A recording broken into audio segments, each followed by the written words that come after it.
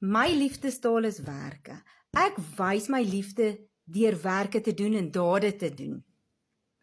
Ek het probeer 'n ekstra inkomste maak oralste, juis om my kinders my liefde te bewys, sodat ek vir hulle ekstra goed kan koop, of dit wat hulle nodig het, tokse, tekkies, ekstra sakgeld vir die snoepie, of saam met maatjies iewers te gegaan, om roomys te eet, te gaan fliek, daai normale goed, maar alles hoop op. So hoe meer tyd ek ingesit het, hoe meer het my kinders eintlik gevoel ek skeep hulle af. Ek voel ek sit tyd in, want ek sien die langtermyn doel, maar my kinders voel ek skeep hulle nou af. En dit is nie goed nie. Toe kom ek af op hierdie digitale besigheid, en ek het besluit, dis wat ek gaan doen. Ek gaan my 2 ure 'n dag insit, werk, en bou aan my aanlyn besigheid.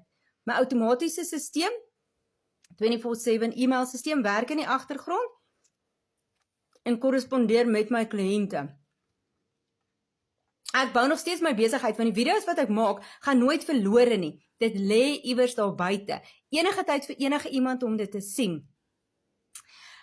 As jy ook 'n mamma is wat voel, jy hardloop jou moeg, en jy probeer alles, maar jy kom nie daarby uit nie, begin bou aan jou digitale besigheid. Stuur vir my die woord bou. Ek deel my blueprint met jou, en dan kan jy meer tyd met jou kinders spandeer. Goed wat kosbaar is. Want tyd wag vir niemand nie.